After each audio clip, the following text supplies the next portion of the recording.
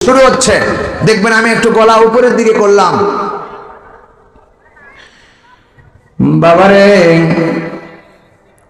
কয়দিন বুঝি বাঁচবা, দুনিয়ায় চিরদিন বাঁচার জায়গা না। ও বাবা, এই হাত দিয়া কত মানুষকে কাফনের কাপড় পরাইলাম।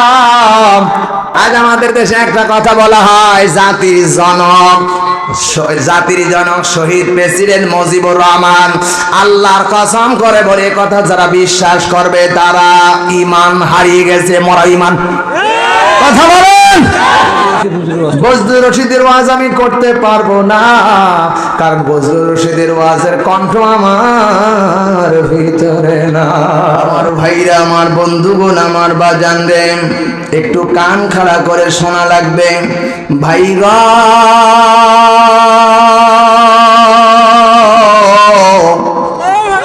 আমি মাওলানা শাহাদাত হোসেন বাড়ি। আমি গলা যদি উপরের দিকে করি নতুন বাড়াবে, আমি যদি এদিকে ভাঁজ করি আর এক রকম হবে, এদিকে ভাঁজ করলে আর এক রকম হয়ে যাবে, নিচের দিকে করলে আর এক রকম হয়ে যাবে। আমি যদি গলা ভাঁজ করি বজলুর রশিদ চলে আসবে, আমি যদি গলা ভাঁজ করি আব্দুল খালেক শরীয়তপুরি, আপনি বুঝতেই পারবেন না, টেরই পাবেন না যে কে ওয়াজ করতেছেন। বলবো নাকি? আব্দুল খালেক যখন টান দিতেন এইভাবে বলতেন। আমার ভাইরা, আমার বন্ধুগণ, আমার বাজান রে, একটু কান খাড়া করে শোনা লাগবে। ভাই গো,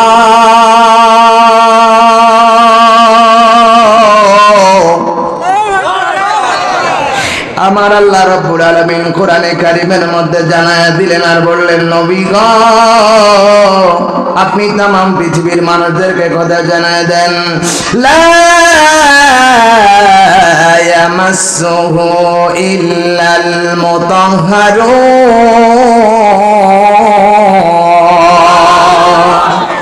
ও লালমনিরহাটের যুবক ভাইরা,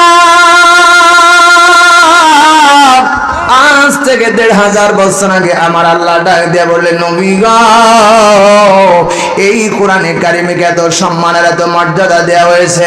ভাইয়া, ইংরেজি বই যদি কেউ পড়তে যায়, ভাই গো, কোনো অজু লাগবে না। বাংলা বই পড়তে গেলে কারো অজু লাগবে না। ও আমার ভাইরা, কোরআন শরীফ তেমন একটা কিতাব নয়, বাংলা বই পড়তে গেলে অজু লাগবে না, ইতিহাস পড়তে গেলে অজু লাগবে না। আমার আল্লাহ রাব্বুল আলামিন ডাক দিয়ে বলেন, লা ইয়ামাসসুহু ইল্লাল মুতাহহারুন। ভাই আমার, এই কোরআনে কারীম যদি কেউ ধরতে যায়, এই কোরআনে কারীম যদি কেউ স্পর্শ করতে যায়, আল্লাহ বলে, লা, না না না, ইয়ামাসসুহু, স্পর্শ করতে পারবা না, ধরতে পারবা না, ছুঁইতে পারবা না, ছুঁইতে পারবা না, ধরতে পারবা না, ইল্লাল মুতাহহারুন। যতক্ষণ তুমি পবিত্রতা অর্জন না করবা ততক্ষণ এই আল্লাহর কোরআন শরীফ স্পর্শ করা যায় না। চিৎকার দিয়া কোন কথা নেই কিনা? ও যুবক ভাইরা, দিলের কান লাগাও, যে কোরআনে কারীম বিনা যদি স্পর্শ করা যায় না। ভাই গো, এই কোরআনে কারীমের এমন মর্যাদা আল্লাহ রাব্বুল আলামিন দান করলো। আমার ভাইরা, আল্লাহ তাআলা ডাক দিয়ে বলেন, ফাইদা ক্বরাতাল কুরআন ফাস্তাইদ বিল্লাহি মিনাশ শাইতানির রাজীম।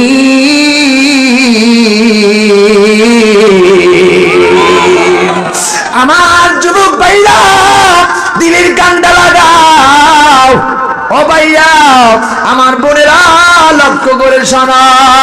আল্লাহ ডাক দিয়ে কয়, নবী গো, একটা কথা তোমাদের বলবার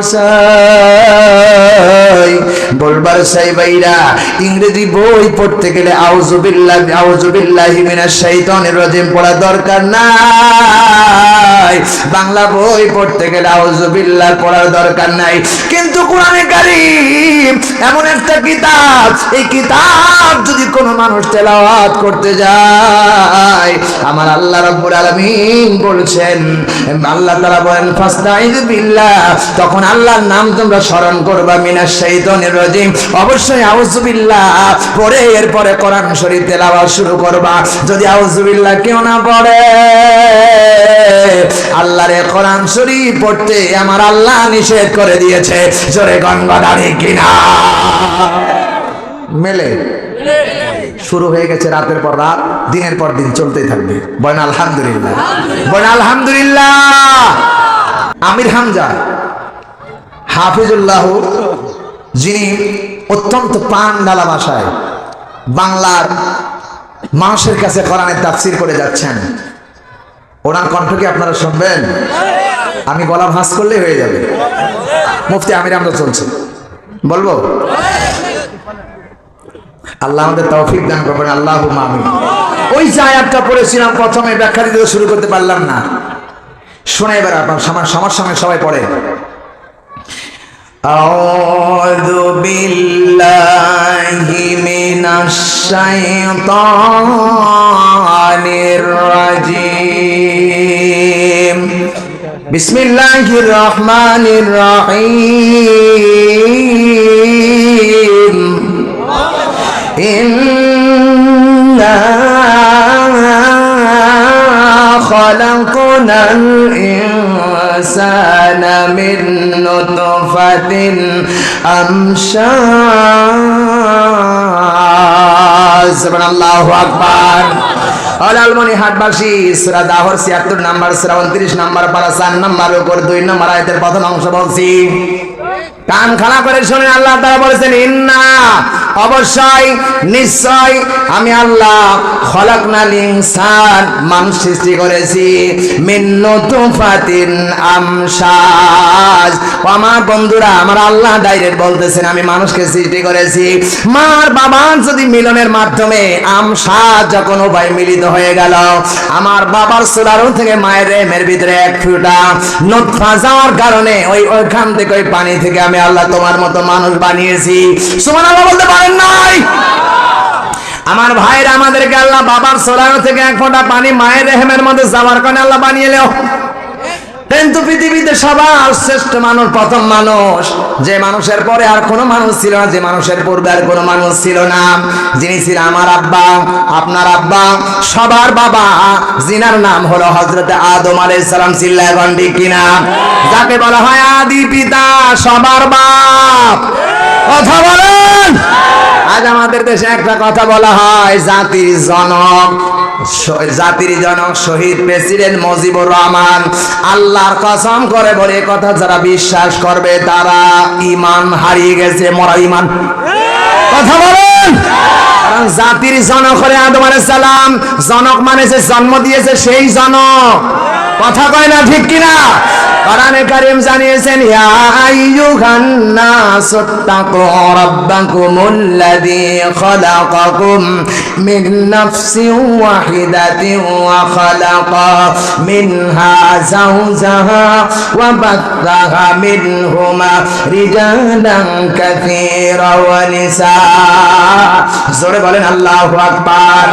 আমার ভাইরা, সূরা নিসার প্রথম নাম্বার আয়াত বলছি, কান খাড়া করে শুনেন, ব্যাখ্যা দিয়ে আপনাকে বুঝাই দিয়ে বলি। আল্লাহ তাআলা ডাক দিয়ে বলেন, আল্লাহ রাব্বুল আলামিন ডাক দিয়ে বলতেছেন, বান্দাগুলো একটু লক্ষ্য করে শোনো।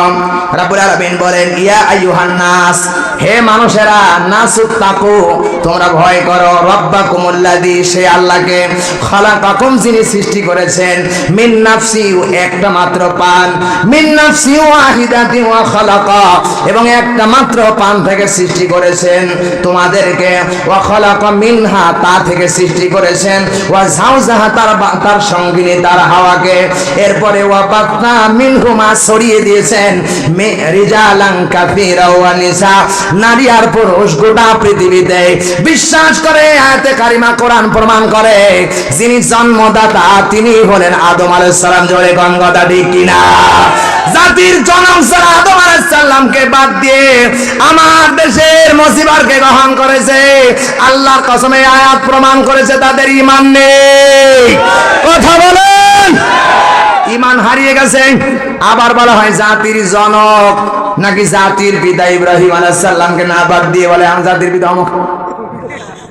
কথা কয় না, এটা মিথ্যা কথা। অথবা আল্লাহ কোরআনে কারিমের মধ্যে বলেছেন মিল্লাত আবিকুম ইব্রাহিম ওয়া সাম্মাকুমুল মুসলিমিন। জাতির পিতা যদি কাউকে মানতে হয় হযরতে আদমকে, হযরতে ইব্রাহিমকে ছাড়া অন্য কাউকে জাতির পিতা মানা জায়েজ নেই। কথা কয় না, এটা কোরআনের বক্তব্য। যারা বিশ্বাস করে জাতির পিতা অমক, জাতির জনক অমক, তওবা করে বাড়ি ফিরো, নইলে মরলে ইমাম হারামে মরবা।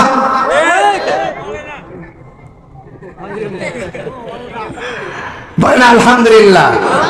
সম্মানিত ভাইরাম, সুতরাং এই পৃথিবীতে আল্লাহ রাব্বুল আলামিন ডাকতে বলেন আমসাস। বনদেরকে বলবো আজকে একটা তোমাদের মেসেজ দিয়ে যাই।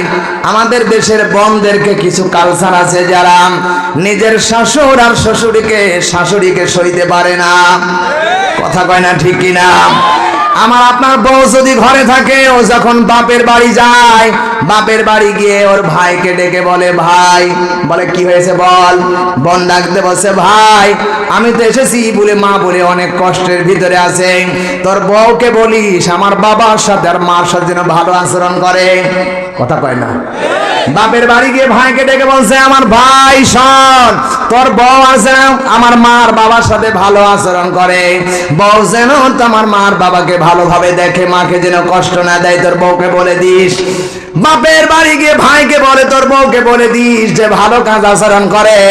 ও বাপের বাড়ি থেকে বেরিয়ে এসে স্বামীর বাড়িতে আসার পরে দেখা গেল ওই শ্বশুর স্ত্রী আসার পরে স্বামীর বাবার মা আছে, ওদের প্রতি অ্যাকশন শুরু করে। কথা বলে। সম্মানিত ভাইরাম, বলল একটা আল্লাহ রাব্বুল আলামিন কোরআনে কারীমের মধ্যে বলেন কাবুরা মাকতান ইনদাল্লাহি আন তাকুলু মা লা তাফআলুন। ও ইমানদাররা তোমরা যা করো না খবরদার তা বলো না, এ কথা আমার আল্লাহর কাছে সবচেয়ে ঘৃণিত। যারা বলেন ঠিক কিনা? সুতরাং সম্মানিত মা বোনা যারা বলি তোমাদের শাশুড় আর শাশুড়িকে অবশ্যই তোমার মায়ের মতো দেখবা।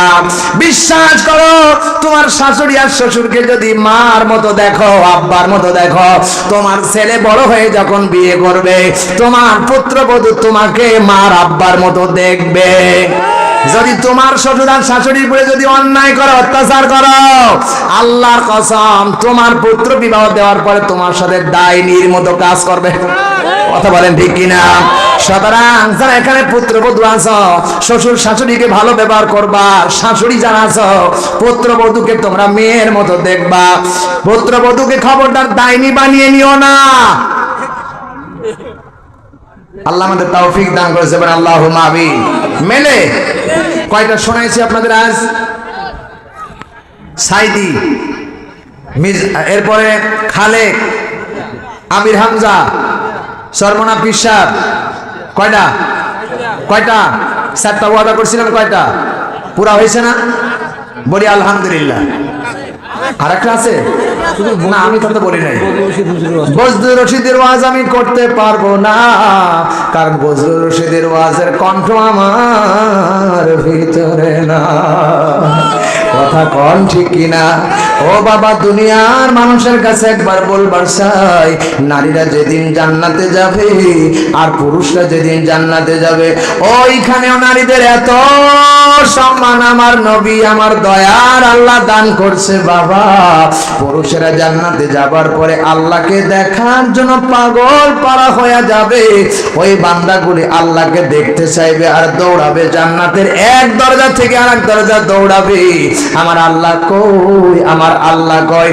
ও আমার যুবক ভাইরা, আমার আল্লাহ রাব্বুল আলামিন নবী ডাকতে বলে পুরুষরা জান্নাতের মধ্যে আল্লাহকে দেখার জন্য পাগল হয়ে যাবে, কিন্তু যেই নারী দুনিয়ায় পর্দায় থাকবে ওই নারীকে আমার আল্লাহ, ওই নারীরা আল্লাহকে দেখার জন্য পাগল পারা হবে না।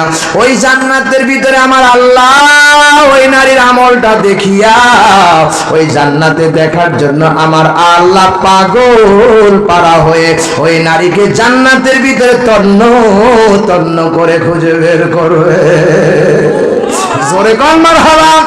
ও নারী বোনেরা, আমার বোনেরা যারা বেঁচে আছো, তোমাদেরকে একটা কথা বলবার চাই, তোমরা দুনিয়ায় পর্দায় থাকবা। পর্দায় থাকলে আমার আল্লাহ তোমাদের সম্মান বাড়ায়া দিবে।